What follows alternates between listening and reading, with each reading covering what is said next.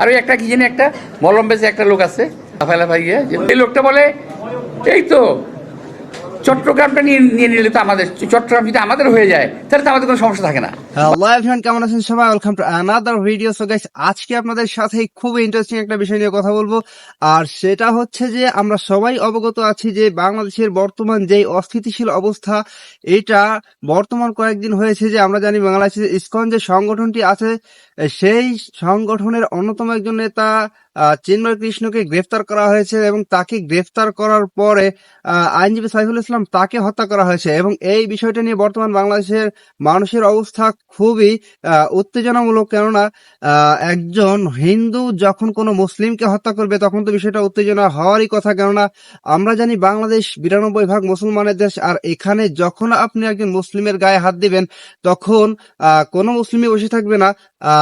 যা মানে এক একজন ব্যক্তির ব্যক্তিত্ব এক এক রকম, কিন্তু আপনি যখন ধর্মের বেলায় আসবেন তাহলে সবাই এক হয়ে যাবে, কেননা ধর্ম নিয়ে যদি আপনি কোনো কথা বলবেন, যদি আপনি হিন্দু হয়ে যদি কোনো মুসলিমের উপর আঘাত করেন তাহলে এই বিষয়টা মুসলিম কখনোই ভালোভাবে নিবে না। তো এই বিষয়টা নিয়ে চলছে বর্তমান বাংলাদেশে খুবই আলোচনা সমালোচনা, এবং এই বিষয়টা নিয়ে শুধুমাত্র বাংলাদেশেই নয়, বাংলাদেশ ছাড়াও বিভিন্ন কয়েকটি কান্ট্রিতে বিভিন্ন ধরনের আলোচনা সমালোচনা হচ্ছে। তো সবচাইতে বেশি সমালোচনা যারা করছে তারা হচ্ছে ভারত। আমরা জানি ভারত, তারা তাদের মূলত যে কান্ট্রি সেটা সনাতন ধর্মীয় অনেক বেশি মুসলিমদের তুলনায়। তো তারা অনেক লাফালাফি করছে বিষয়টা নিয়ে, এবং তারা নাকি এমনটাও বলেছে যে তারা নাকি চট্টগ্রাম দখল করবে, হ্যান করবে, মানে আছে না, মানে আসলে বিষয়টা হাস্যকর। তারা আমাদেরকে এরকম ভাবে কথা বলে, আমাদের দেশকে নিয়ে কথা বলে, বিভিন্ন ধরনের কটূক্তি করে, আর আমরা কিছুই বলি না। অন্তর্বর্তীকালীন সরকার তিনি আসলে কি পদক্ষেপ গ্রহণ করেছেন? তবে আমরা দেখেছি যে অন্তর্বর্তীকালীন সরকারের দায়িত্বে যারা আছেন তাদের মধ্য থেকে বিভিন্ন ধরনের কথাবার্তা বলেছে, তবে সরকারের পক্ষ থেকে এখনো সেরকম কোনো কথাবার্তা আমরা শুনি নাই। তো গাইজ, কথা না বাড়ি চলে যাবো আমরা সরাসরি স্ক্রিন, এবং বিস্তারিত থাকছে সম্পূর্ণ ভিডিও জুড়ে। দেশে বৃষ্টি হলে ছাতা ধরে, সেগুলো যদি কোনো পত্রিকা হয় তাকে আমরা কি করব? ভারতে বৃষ্টি হলে ওনারা বাংলাদেশ থেকে ছাতা ধরেন, কি সুন্দর, আর আমাদেরকে বলেন সালাম করতে। আরে ভাই, আপনারা বলেন আজকে যে ভারত নিয়ে কথা বলছি, আপনারা যখন 71 সালে যখন দেশ স্বাধীন হয়, আপনার তো মনে পড়বে না, 71-এর স্বাধীনতার পরে নিয়ে যে স্যারেন্ডার করছিল কার কাছে? অরোরার কাছে। কেন? আমাদের উসমানী সাহেব কোথায় ছিলেন?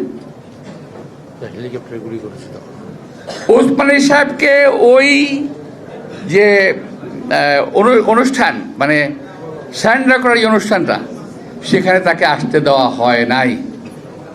এখন ভারতেরা বলে কি জানেন? রাহুল গান্ধী নিজে বলেছে, আমি শুনেছি এখন থেকে আরো কয়েক বছর আগে, এখনো বলে যে বাংলাদেশকে তারা স্বাধীন করে দিয়েছে।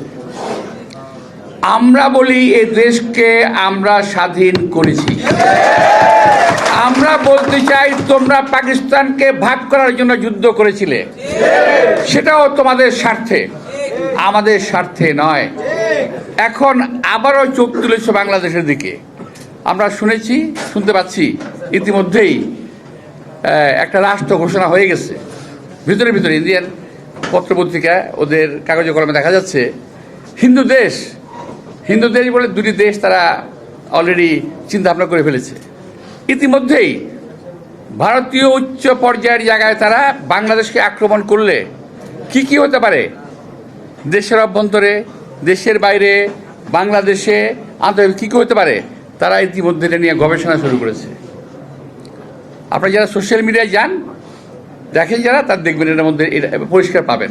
যারা এই দেশের দিকে লোলুপ দৃষ্টিকে তারা তাকাচ্ছেন, অর্থাৎ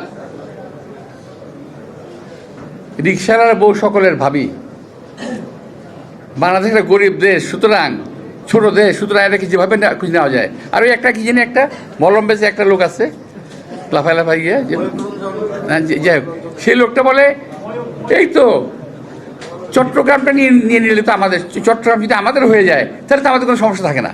বা আবার রাজত্ব পাইছে, চট্টগ্রাম যদি আমাদের হয়ে যায়।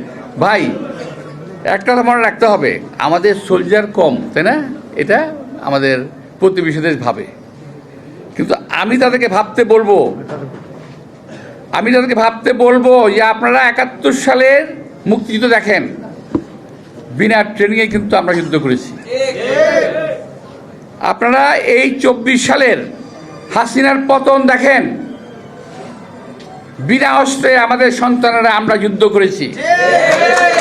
বাংলাদেশের 20 কোটি লোক কিন্তু সোলজার, এই কথা আপনাদের মনে রাখতে হবে।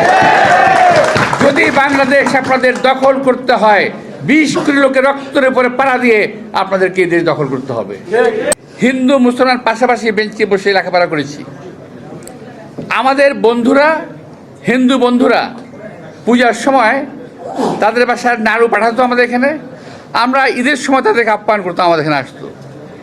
এত সুন্দর সম্মিলিত একটা দেশ, এক সৌহার্দ্যপূর্ণ একটা দেশ, সকল জাতি গোষ্ঠীতে দেশ, সেই দেশটাকে আজকে তারা একটা সাম্প্রদায়িক দেশ হিসাবে প্রমাণ করার চেষ্টা করছে বিশ্বব্যাপী।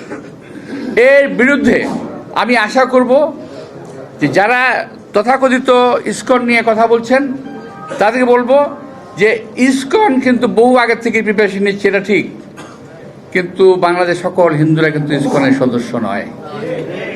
এবং ইসকনের সদস্যদের পরীক্ষা করে দেখবেন এরা সব বাংলাদেশি নাগরিক নয়, অনেক আছে।